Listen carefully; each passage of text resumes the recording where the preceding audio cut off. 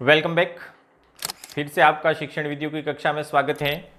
पिछली कक्षा में हम 5 या 6 शिक्षण विधियाँ पढ़ चुके थे जो परीक्षा की दृष्टि से बहुत महत्वपूर्ण है। इसमें कोई दो राय नहीं कि आप बहुत ज्ञानी हैं, मेरे से ज़्यादा जानते हैं, फिर भी एक आध प्रश्न इधर उधर मिल जाए तो 1 नंबर आपको परीक्षा में दिलवा सकता है। बिना टाइम वेस्ट किए आज हम अगली शिक्षण विधियों की बात करेंगे। आज हम 2 शिक्षण विधियों के बारे में बात करेंगे। वैसे तो विधियाँ भी हैं और एक प्रणाली भी है, जिसमें सबसे पहले आता है बेसिक शिक्षा यानी कि बुनियादी शिक्षा और दूसरा है प्रयोजना विधि। इन दोनों की आज चर्चा करेंगे। सबसे पहले स्टार्ट करते हैं हम बुनियादी शिक्षा, जिसे वर्धा योजना के नाम से भी जाना जाता है और जिसका प्रवर्तन है वह महात्मा गांधी के द्वारा किया गया था। और यह बुनियादी शिक्षा है वह वास्तव में प्रयोजना विधि पर आधारित है। पहला तो ये ध्यान रखें। अब क्या है इस योजना में या क्या है इस शिक्षण प्रणाली में या क्या है इस विद्यालय संगठन व्यवस्था में, उसकी चर्चा करेंगे। तो लेट्स स्टार्ट विथ बुनियादी शिक्षा या बेसिक शिक्षा। बेसिक शिक्षा या बुनियादी शिक्षा को वर्धा योजना के नाम से भी जाना जाता है और वर्धा का नाम सुना होगा, यह महाराष्ट्र में स्थित है। सबसे पहले बुनियादी शिक्षा का जो सम प्रत्यय है वह महात्मा गांधी ने 31 जुलाई 1937 को उनके द्वारा एक पत्र का प्रकाशन किया जाता था, हरिजन। तो बुनियादी शिक्षा का सम प्रत्यय सर्वप्रथम महात्मा गांधी ने हरिजन नामक पत्र में विचार व्यक्त किए थे इस शिक्षा के बारे में। अब आरटी आपने पढ़ा होगा, तो भारत में प्रारंभिक अनिवार्य शिक्षा की वकालत सबसे पहले 1910 में गोपाल कृष्ण गोखले द्वारा की गई थी। आरटी में आपको पढ़ाया गया होगा कि भारत में प्रारंभिक शिक्षा को अनिवार्य बनाने की वकालत सबसे पहले 1910 में गोपाल कृष्ण गोखले के द्वारा की गई थी। और गांधी जी ने इसी योजना के तहत यानी कि इसी एक लेख के आधार पर, गोपाल कृष्ण गोखले का एक लेख था, उसके आधार पर ही कहा था कि एक बालक का सर्वोत्तम बौद्धिक, शारीरिक एवं आध्यात्मिक, यहाँ एक वर्ड जोड़ा है आध्यात्मिक, तो बालक का बौद्धिक, शारीरिक और आध्यात्मिक विकास करना ही शिक्षा है, साक्षरता शिक्षा नहीं है। आप लिटरेट हैं तो आप एजुकेटेड नहीं हो सकते हैं, अर्थात शिक्षा है वह साक्षरता नहीं है। तो महात्मा गांधी का यही कंसेप्ट है, बौद्धिक विकास, शारीरिक विकास और चारित्रिक विकास। इसी के आधार पर बुनियादी शिक्षा का गठन किया गया। अब इसकी शुरुआत कहाँ से हुई और कब हुई, तो उसकी डेट भी याद रखनी है, 23 अक्टूबर 1937। ये डेट आपको ज़रूर याद रखनी है। देखिए YouTube पे बहुत सारे वीडियो हैं और मैं तो एक अदना सा प्राणी हूँ। बहुत सारे 30 मार्क खां, तुर्रम खां मनोविज्ञान में मिलते हैं आपको। हमारे तो एक वीडियो के व्यूज़ है वो 70 से 80 तक ही पहुँचते हैं और उनके मिलियंस या फिर थाउजेंड्स में पहुँच जाते हैं।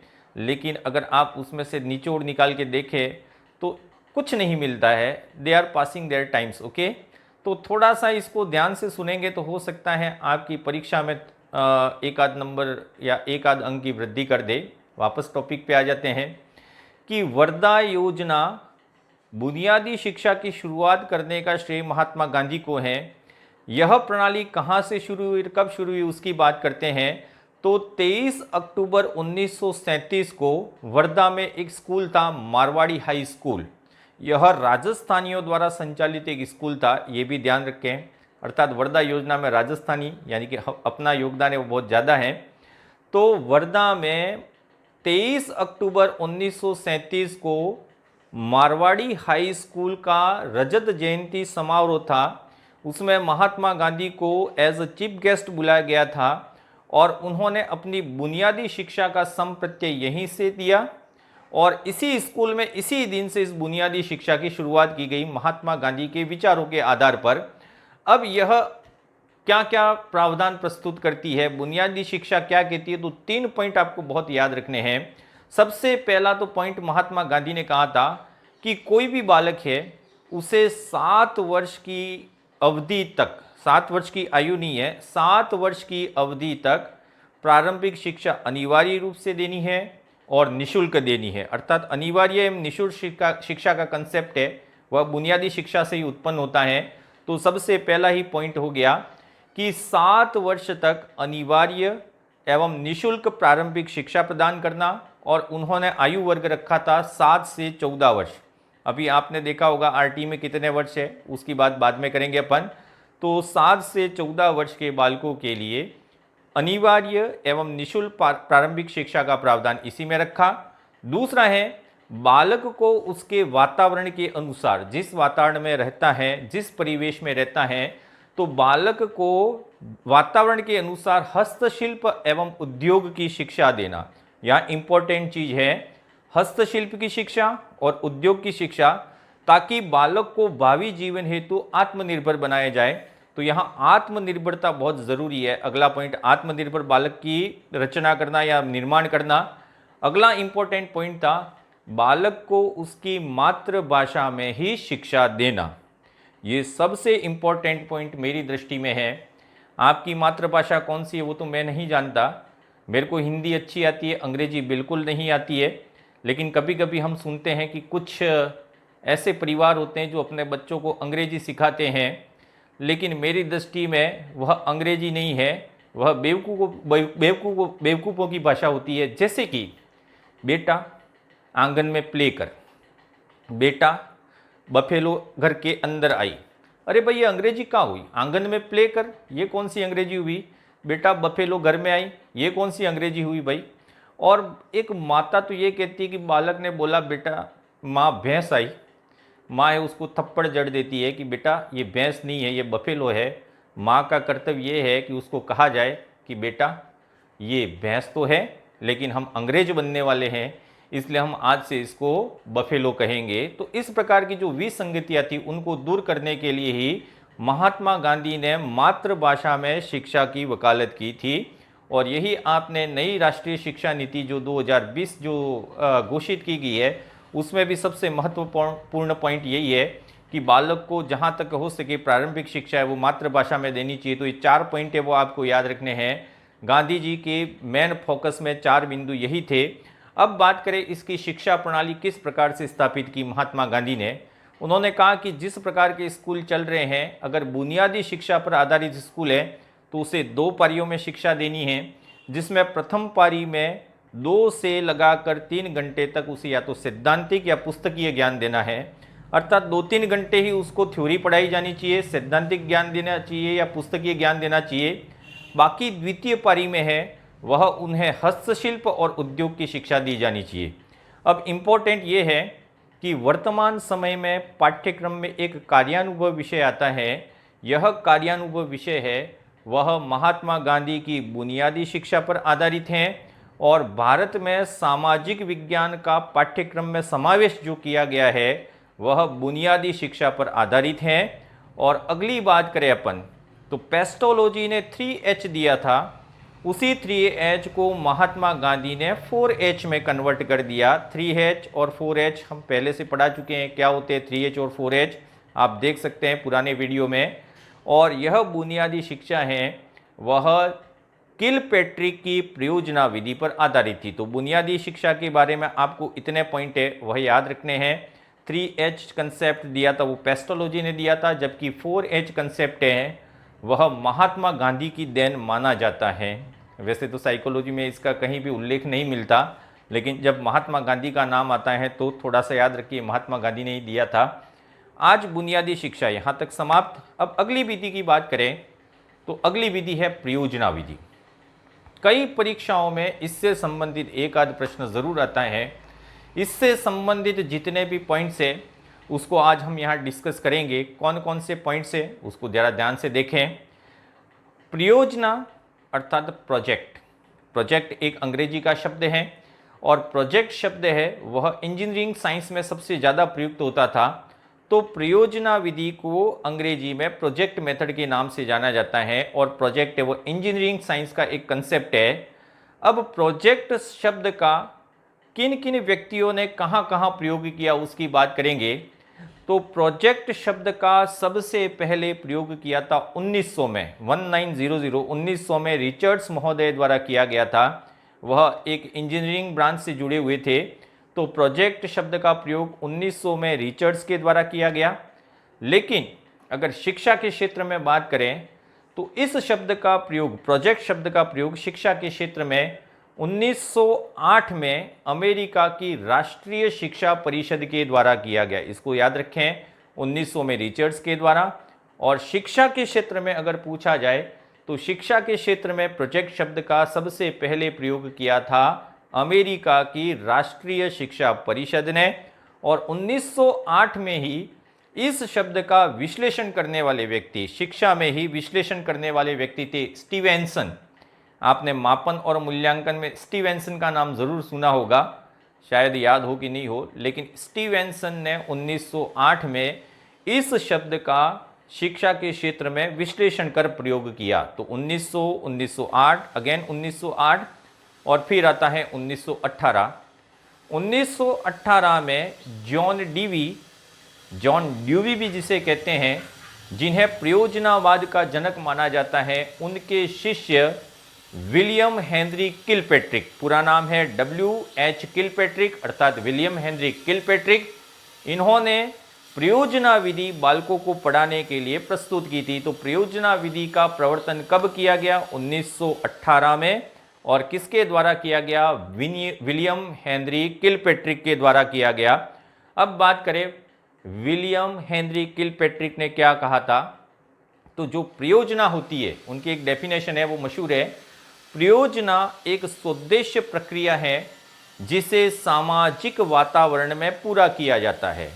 और यह जो प्रयोजना विधि है वह लर्निंग बाय डूइंग यानी कि करके सीखने के सिद्धांत पर आधारित है। लर्निंग बाय डूइंग जो ये सिद्धांत है वह जॉन ड्यूवी द्वारा दिया गया था। इसे भी ध्यान रखें, learning by doing given by John dewy. तो प्रयोजना विधि है वह करके सीखने के सिद्धांत पर आधारित है, अर्थात लर्निंग बाय डूइंग के सिद्धांत पर आधारित है। प्रयोजनाएं कितने प्रकार की होती है? अब यहाँ दो प्रकार के कंसेप्ट है। ओवरऑल बात करें तो प्रयोजनाएं दो प्रकार की होती है, एक होती है व्यक्तिगत प्रयोजना और दूसरी होती है सामूहिक प्रयोजना। जैसे कि बालकों को कोई एक कार्य दिया जाए और व्यक्तिगत रूप से अकेले करे तो वह व्यक्तिगत प्रयोजना हो गई, और एक ग्रुप मिलकर उसी कार्य को करे तो वो सामूहिक प्रयोजना हो गई। लेकिन ये परीक्षा में इन दोनों के बारे में नहीं पूछा जाता है। पूछा जाता है किलपैट्रिक के अनुसार प्रयोजनाएं कितने प्रकार की होती है। इसमें से मुझे लगता है एक प्रश्न आपका आ सकता है। तो किलपैट्रिक के अनुसार प्रयोजनाएं 4 प्रकार की होती है, इसे जरूर ध्यान रखिए। ये 4 प्रकार कौन कौन से हैं? तो सबसे पहला है अभ्यासात्मक प्रयोजना। अभ्यासात्मक प्रयोजना क्या होती है, इसके बारे में एक प्रश्न सीटेट में आ चुका है। अवकाश के दिनों का सदुपयोग करने के लिए छात्रों को जो असाइनमेंट यानी कि दत्त कार्य दिए जाते हैं वह अभ्यासात्मक प्रयोजना में आते हैं। अब प्रश्न किस प्रकार से पूछा जाए तो समझ लें कि अवकाश के दिनों का सदुपयोग करने के लिए छात्रों को जो असाइनमेंट दिए जाते हैं या दत्त कार्य दिए जाते हैं वह किलपैट्रिक की किस प्रकार की प्रयोजना का हिस्सा है? तो वह अभ्यासात्मक है। जैसे कि दिवाली की छुट्टियां हैं, दशहरे की छुट्टियां हैं, नवरात्रि की छुट्टियां हैं, अभी कोरोना की छुट्टियां भी चल रही है। तो इस समय में जो अध्यापक मर्त पढ़ के पढ़ा रहे हैं किसी न किसी विधि से, तो कहीं न कहीं वह अभ्यासात्मक प्रयोजना पर कार्य कर रहे हैं। दूसरी आती है कलात्मक प्रयोजना। कलात्मक प्रयोजना क्या होती है? जब किसी छात्र के किसी कौशल का विकास करना है तो उस कौशल के विकास के लिए दी जाने वाली प्रयोजना है वह कौशलात्मक या कलात्मक प्रयोजना कहलाती है। जैसे कि नृत्य, संगीत, कला, इस प्रकार के जो कार्य है वह कलात्मक प्रयोजना का हिस्सा है। नेक्स्ट आती है रचनात्मक प्रयोजना। इसमें सबसे इंपॉर्टेंट क्या है? तो किलपैट्रिक के अनुसार सबसे श्रेष्ठ प्रकार की प्रयोजना कौन सी है? इस प्रश्न को ध्यान से समझें। किलपैट्रिक के अनुसार सबसे श्रेष्ठ प्रकार की प्रयोजना है वह रचनात्मक प्रयोजना है। यह छात्र की सृजनात्मकता यानी कि क्रिएटिविटी को बढ़ाने का विकास करती है। जब रचनात्मक शब्द आता है तो रचनात्मक का अर्थ हो गया निर्माण संबंधी कार्य। तो इस प्रकार की जो प्रयोजना है वो छात्रों में क्रिएटिविटी का विकास करती है। इसलिए किलपैट्रिक के अनुसार सबसे श्रेष्ठ प्रकार की प्रयोजना कौन सी होगी? रचनात्मक प्रयोजना, तीसरे नंबर की। चौथे नंबर पे आती है समस्यात्मक प्रयोजना। समस्यात्मक प्रयोजना का अर्थ है समाज की समस्याओं को हल करना। अर्थात छात्र जिस परिवेश में रह रहा है उस परिवेश में आसपास में जो तत्कालीन समस्याएं हैं उनको हल करने के लिए जो प्रोजेक्ट दिया जाए वह कहलाता है समाज समस्यात्मक परियोजना। जैसे कि भ्रष्टाचार को कम कैसे किया जाए, फसलों का उत्पादन कैसे बढ़ाया जाए, तीसरा है गांव में गंदगी है उसको साफ कैसे किया जाए। तो इस प्रकार की जो परियोजना है वह समस्यात्मक परियोजना में आती है। तो किलपैट्रिक ने परियोजना की 4 प्रकार बताए, लेकिन सबसे सर्वश्रेष्ठ प्रकार कौन सा है तो वह है रचनात्मक परियोजना। अब इंपॉर्टेंट प्रश्न आता है, परियोजना के कितने सोपान हैं? सीटेट जो 2012 का सीटेट था उसमें यह प्रश्न पूछा गया था कि परियोजना विधि का अंतिम सोपान कौन सा है। ये अंतिम सोपान ही उसने पूछा था। तो आपको सारे सोपान याद रखने हैं। इसमें किलपैट्रिक के अनुसार परियोजना विधि के 6 सोपान हैं। ये 6 के 6 सोपान है, इसका आपको वर्णन याद नहीं रखना है। आपको ये 6 सोपान है वो क्रमानुसार याद रखने हैं, जिसमें सबसे पहला आता है परिस्थिति उत्पन्न करना। छात्रों के सामने ऐसी परिस्थिति उत्पन्न कीजिए कि वो परियोजना के लिए तैयार रहें, चाहे कहानी के माध्यम से, कविता के माध्यम से या किसी समस्या को प्रस्तुत करके ये समस्या उत्पन्न कर सकते हैं। तो सबसे पहला है परिस्थिति उत्पन्न करना। दूसरा आता है परिस्थिति उत्पन्न करने के बाद हो सकता है 3-4 परिस्थिति आपने उत्पन्न कर दी, फिर छात्रों के सम्मुख आता है कि किस परियोजना का चयन किया जाए। तो सबसे पहला तो हो गया परिस्थिति उत्पन्न करना, यह शिक्षक करेगा, और इसके बाद जितने भी कार्य है वह छात्र के द्वारा किए जाएंगे। तो 6 सोपान में पहले सोपान का संबंध शिक्षक से है, बाकी जो 5 सोपान आते हैं उन सभी का संबंध है वो छात्र से हैं। तो दूसरे सोपान की बात करें तो परियोजना का चयन करना दूसरा सोपान है। अब परियोजना का चयन कर लिया, अब किस प्रकार से उस परियोजना पर कार्य करना है उसके लिए एक रूपरेखा का निर्माण किया जाएगा, यानी कि ड्राफ्टिंग की जाएगी। तो तीसरा चरण हो गया रूपरेखा तैयार करना। रूपरेखा तैयार करने के बाद बैठना नहीं है, आराम भी नहीं करना है। रूपरेखा निर्माण करने के बाद या रूपरेखा तैयार करने के बाद आपको उस परियोजना का क्रियान्वयन करना है, एग्जीक्यूशन करना है। तो एग्जीक्यूशन है वह 4थे नंबर पे आता है। 5वें नंबर पर आता है परियोजना का मूल्यांकन। इसमें शिक्षक है वह मार्गदर्शक की भूमिका निभाता है, लेकिन मूल्यांकन है वह स्वयं विद्यार्थी ही करते हैं। और इस परियोजना विधि का अंतिम चरण जो पूछा गया था वह 3 शब्द आपको याद रखने हैं। तीनों ही शब्द पूछे जा सकते हैं। देशी भाषा में अंतिम चरण है लेखा जोखा तैयार रखना, जिसे कहते हैं प्रतिवेदन तैयार करना, लेकिन सीटेट में एक वर्ड अलग ही आया था, आलेखन। तो परियोजना विधि का अंतिम चरण कौन सा हो गया? आलेखन हो गया। अब ऐसी कौन कौन सी समस्या है जो परियोजना विधि के अंतर्गत छात्रों को दी जा सकती है? ये 4 चीज़ें आप ज़रूर याद रखें, 4-5 चीज़ें, जिसमें से एक आध पूछा जा सकता है।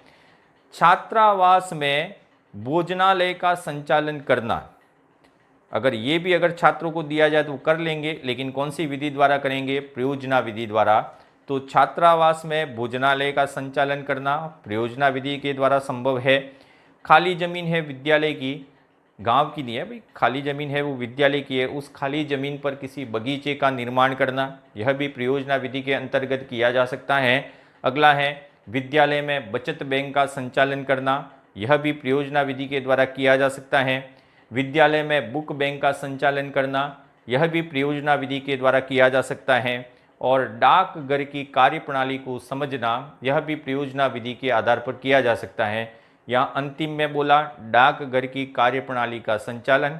ये प्रश्न भी पूछा जा चुका है कि कौन सी विधि इसके लिए सबसे ज़्यादा उपयुक्त मानी जाती है, तो यह है परियोजना विधि।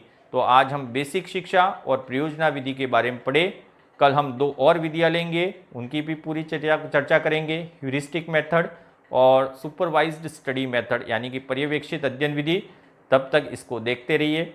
अच्छा लगे, हम नहीं कहते, अच्छा लगे तो इस चैनल को सब्सक्राइब कीजिए, वीडियो अच्छा लगे लाइक कर दीजिए, और बहुत अच्छा लगे तो शेयर कर दीजिए। Thank you and keep smiling.